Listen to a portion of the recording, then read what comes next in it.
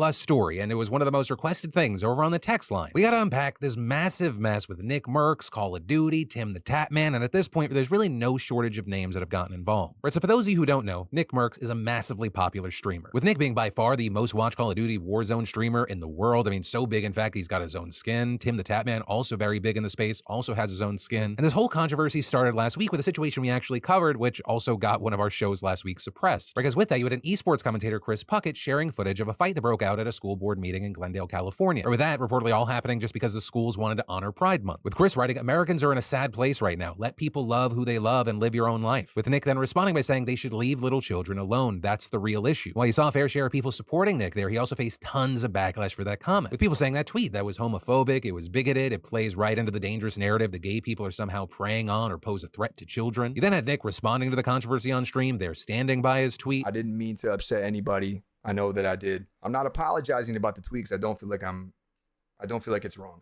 It wasn't an anti, I guess, gay tweet. But if you think that I hate you because you're a certain way, you just couldn't be any more wrong. With him adding there that he thinks this is a discussion that parents should have with children, that it should not happen in a classroom setting. With that, I mean, we're talking about this still on Monday, not smoothing the situation over. Because again, you had people having drastically different reactions. Some supporting Nick saying, yes, schools are trying to push the gay agenda. Whereas others went, no, this is just a way to support a minority group. A group that's been historically villainized oftentimes because of ignorance and a lack of conversation. And it's meant to make kids who may be LGBTQ+ not feel othered. But key thing with the story, by Thursday evening, you had people noticing that Activision had seemingly removed Nick's bundle from a couple of Call of Duty games. And their official Twitter account later confirming, due to recent events, we have removed the Nick Merckx operator bundle from the Modern Warfare 2 and Warzone store. We are focused on celebrating Pride with our employees and our community. With that then prompting its own massive wave of backlash against Call of Duty from people who think that Nick said nothing wrong and didn't deserve this. And while the story involved a lot of people in the gaming space, it also broke out past it, including the likes of right-wing figureheads getting involved, like former NRA spokesperson Dana Lash slamming Call of Duty for the decision. Regarding Nick himself, on Friday, he issued a statement thanking people for backing him, writing, friends are created in good times, but families are built through adversity. Appreciate all of you that have my back, understand my position as a new father, and recognize the love I have for all. Ain't no hate in my heart, peace and love. But with that, the story kept growing and growing. Other popular streamers like Dr. Disrespect uninstalling Call of Duty over this. You either need to apologize publicly to him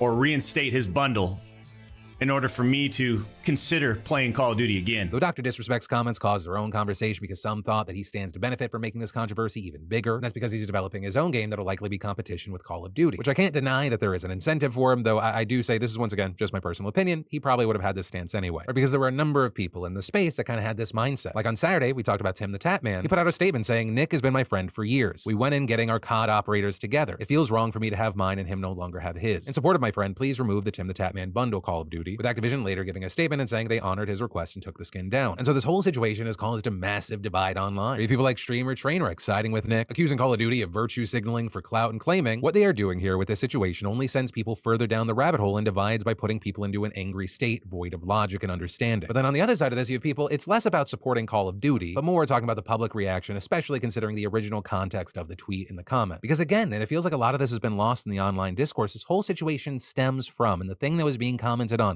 was a fight actually breaking out because Glendale schools were voting to go, hey, should we recognize June as Pride Month? A measure that affirmed, quote, a commitment to creating a safe, welcoming, and inclusive learning environment for all LGBTQ+ students, families, and staff members. Also encouraging schools to incorporate lessons on the LGBTQ+ community, but also the district saying leading up to this, that intentional and harmful disinformation has been circulating about what is being taught. And with that, saying they follow state law and education policies. You also had people taking issue with how the protest itself was being presented, with, for example, the likes of Hasan speaking on that today. These guys who were duking it out with the parents there, most of them do not have children there. They don't even have children. Some of them are not even allowed near a school. Let's be real. These are like Proud Boys, January 6 rioters, people that basically protest almost professionally at this point, all around the Southern California area.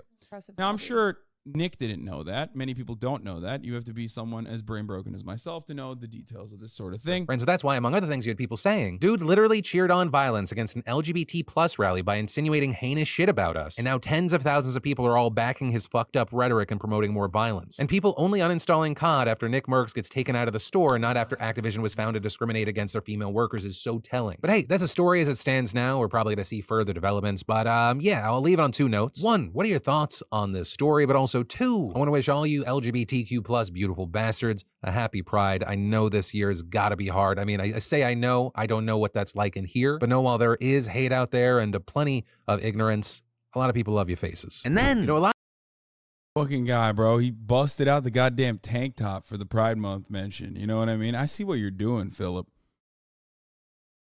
It's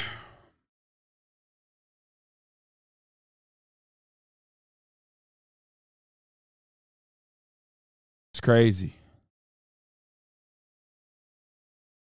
He busted the guns out.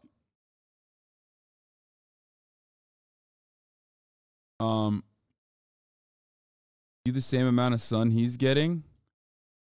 Getting a lot more sun than I used to, but I'm still pale. It sucks. The sun sucks.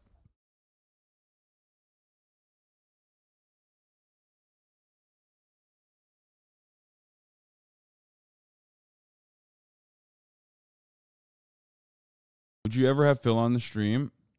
Yeah, I would. Where's your tank top? No, I don't have I'm not doing tank top today. So, where was I? So we saw that. Oh, this is crazy. Revolver Ocelot, aka Carlos Ocelot, said the N-word earlier, so that's interesting.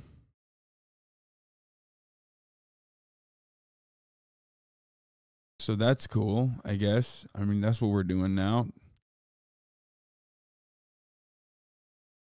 I don't know what's happening. Like, I feel like I don't know what's going on. I feel like people were basically